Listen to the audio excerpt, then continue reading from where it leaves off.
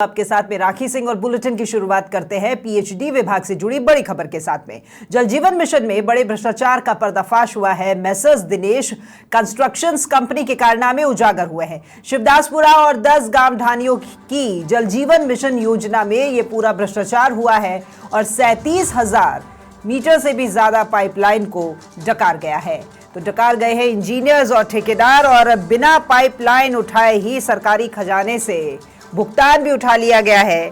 Engineers की मिलीभगत से 3 साल पहले सरकारी खजाने से ये भुगतान उठाया गया था। लेकिन आपको ये भी बता दें हम कि शिवदासपुरा सहित 80% क्षेत्र में आज तक किसी भी तरह की पाइपलाइन नहीं डाली गई है। बिना पाइपलाइन डाले ही बोर्ड पर कार्यपूर्णता लिखा करके फर्जीवाड़ा किया गया और विभाग के रिकॉर्ड में दर्ज नहीं है 37,000 मीटर की पाइपलाइन खरीदी का कोई भी रिकॉर्ड।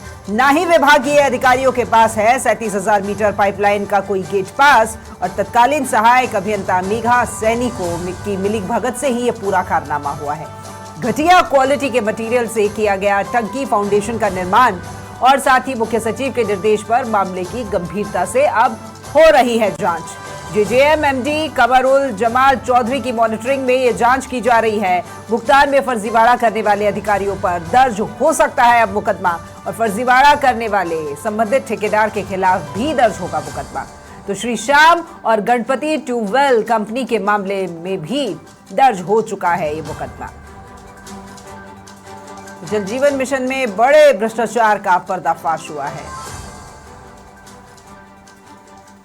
देखिए, बिना पाइपलाइन डाले ही भुगतान उठा लिया गया है। सरकारी खजाने में ये सेंधमारी की गई है। भ्रष्टाचार का ये पूरा पर्दाफाश और मेसर्स दिनेश कंस्ट्रक्शंस कंपनी के कारनामे उजागर हुए हैं। ज्यादा जानकारी लेते हैं, वरिष्ठ संवाददाता राकेश शर्मा भी हमारे साथ फोन लाइन पर जुड़ गए हैं। राकेश जी, पीएचडी विभाग में एक के बाद एक भ्रष्टाचार उजागर हो रहे हैं, और अब यहाँ तो बिना पाइपलाइन डाले ही सरकारी खजाने में भी जो है वो सेंधमारी की जा रही है, नुकसान पहुंचाया है।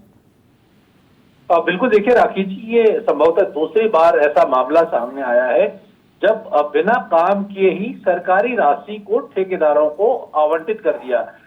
ये शिवदासपुरा में जो शिवदासपुरा सहित 10 गांव ढाणियों के लिए पेयजल योजना थी, इसमें 37,000 मीटर पाइपलाइन खरीदी नहीं गई।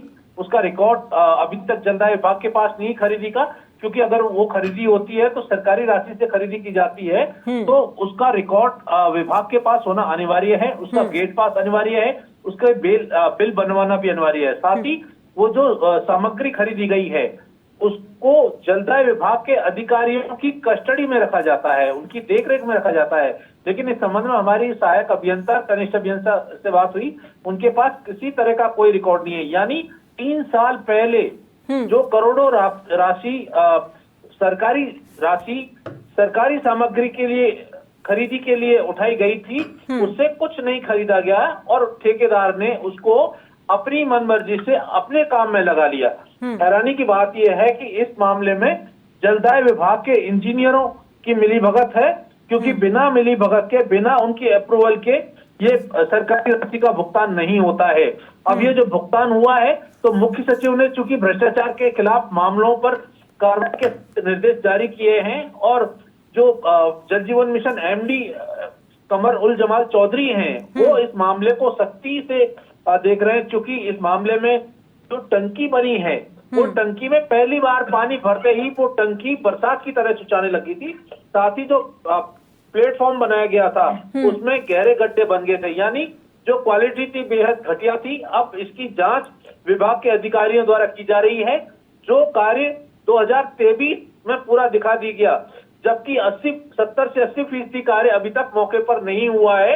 ऐसे में जो इंजीनियर्स हैं और जो ठेकेदार हैं, इनके खिलाफ जलदाय विभाग मुकदमा दर्ज करवा सकता है। हमारी वरिष्ठ अधिकारियों से बात हुई है, इस मामले की गहनता से जांच की जा रही है, और तथ्यों के बाद इन अधिकारियों और ठेकेदार को जेल की सलाखों के पीछे भेजा जा सकता है। ठीक है राकेश जी, देखिए पीएचडी विभाग में हर बार एक नया घोटाला, हर एक नया फर्जीवाड़ा देखने को मिलता है। लेकिन एक बात बताइए, सामान्य रूप से अगर कोई ठेकेदार को कोई जिम्मेदारी दी जाती है, इंजीनियर के किसी क्षेत्र में कोई काम होना होता है, तो उसकी रिपोर्ट भी तो बनाई जाती होगी, और जब वो काम होता होगा तो उसकी वो काम कितना ठीक हुआ है या नहीं हुआ है, क्वालिटी वगैरह चेक करने के लिए भी अधिकारी आते होंगे। इसका मतलब नीचे से ऊपर तक ये सारी बंदरबांट हुई है, सरकारी खजाने से जो भुगतान उठाया गया है ये आपस में ही मिल बांट लिया गया है।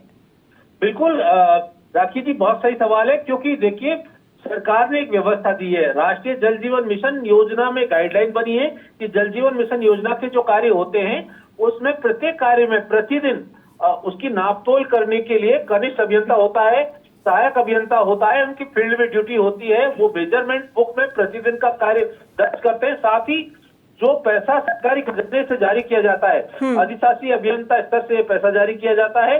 इस पैसे से जो सरकारी सामग्री की खरीदी की जाती है उसका जो ई-वे बिल, गेट पास, स्टॉक रजिस्टर में उसका इंद्राज उसी समय पर जब वो खरीदी गई है। साथ ही चूंकि सरकारी राशि से सामग्री खरीदी जाती है तो जलदाय विभाग के अधिकारियों की जिम्मेदारी बनती है कि उसको जो है सरकारी कस्टडी में लेकर के उस माल को रखवाया जाए। लेकिन ना तो पाइप खरीदे गए और ना ही उसके बिल दिए गए, ना रिकॉर्ड पर इंतराज किया गया।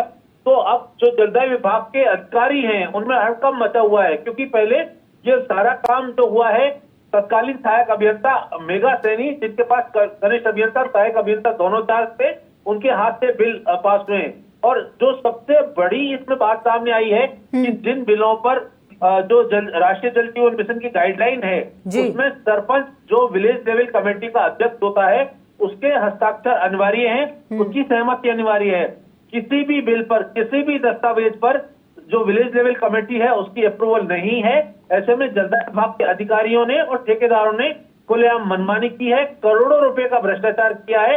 अब क्योंकि इसमें ये जो ठेकेदार और अधिकारी हैं ये निश्चित तौर पर इनकी प्रशासन में ऊपर तक मिली भगत है, यानी जो कमीशन खोरी हुई है, सरकारी राशि का जो गलत तरीके से, फर्जीवारी तरीके से उठाया गया है, उसमें कहीं ना कहीं वरिष्ठ अधिकारियों की मिलीभगत है और इनको संरक्षण प्राप्त है।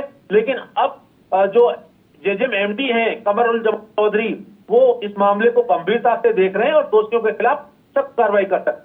ठीक है, कार्रवाई होनी भी चाहिए, क्योंकि ज्यादातर जब इस तरह के जब मामले आते हैं तो मुकदमे भी दर्ज होते हैं, कार्रवाई भी होती है, लेकिन कार्रवाई के बाद में परिणाम जो है वो उम्मीद के मुताबिक आता नहीं है। कार्रवाई तो ये होनी चाहिए कि मैसेज कंस्ट्रक्शन जो अभी जिसका ये पूरा मामला उजागर हुआ है उसे ब्लैकलिस्ट किया जाना चाहिए। कार्रवाई ये होनी चाहिए कि जितने भी अधिकारी इसके अंदर लिप्त हैं उनके ऊपर कठोर कार्रवाई हो, ईपीओ किया जाए, या जो भी संभव कार्रवाई है वो होनी चाहिए। बिल्कुल, देखिए राखी जी, इस मामले में भी अभी भी निचले फील्ड स्तर पर जो है लिपापोती करने की कोशिश की जा रही है। इस मामले में जब एमडी जेजेएम ने और मुख्य सचिव ने जांच के निर्देश दिए हैं तो जिन अधिकारियों की ड्यूटी अभी यहाँ पर जांच के दौरान नहीं है वो पुराने अधिकारी भी यहाँ स्कूल लिपापोती के लिए पहुंचने लगे हैं। अब जो जांच रिपोर्ट तैयार की जा रही है वो दफ्तरों में बैठ करके कि किस तरीके से जो अधिकारी हैं, क्योंकि जांच करने वाले भी विभाग के अधिकारी हैं और जिनके खिलाफ जांच हो रही है वो भी विभाग के अधिकारी हैं, तो लिपापोती करने की कोशिश की जा रही है। विभाग के दफ्तर में बैठ करके कि जांच रिपोर्ट तैयार की जा रही है। 37,000 मीटर पाइपलाइन, उसका भुगतान उठा लेना, 3 साल तक उसको नहीं बिताना और सरकारी राशि को का दुरुपयोग करना निश्चित तौर पर एक गंभीर आर्थिक श्रेणी का अपराध है। और इसी तरीके से हाल ही में जो एक जांच करवाई थी मंत्री के आदेश पर कि जो मैसेज गणपति और श्री श्याम ट्यूबवेल कंपनी है जिनको एक्सेस पेमेंट किया गया था, उन सभी इंजीनियर्स को 16 स्थिति में जो है नोटिस जारी किए गए हैं। अब चूंकि इसके जो इंजीनियर हैं उन पर किस तरह की कार्रवाई होगी, साथ ही ठेकेदार के खिलाफ भी उसमें मुकदमा दर्ज हुआ है, क्या यहाँ भी ठेकेदार के खिलाफ मुकदमा दर्ज होगा, ये देखने वाली बात हो। बिल्कुल राकेश जी, बहुत शुक्रिया आपका ये तमाम जानकारी साझा करने के लिए। तो देखिए, जल जीवन मिशन में एक और बड़े भ्रष्टाचार का पर्दाफाश हुआ है। बिना पाइपलाइन डाले ही भुगतान उठा लिया गया है और इस पूरे फर्जीवाड़े में ठेकेदार, इंजीनियर सभी शामिल हैं। और ये शीशाम और गणपति ट्यूबवेल कंपनी इसमें संलिप्त।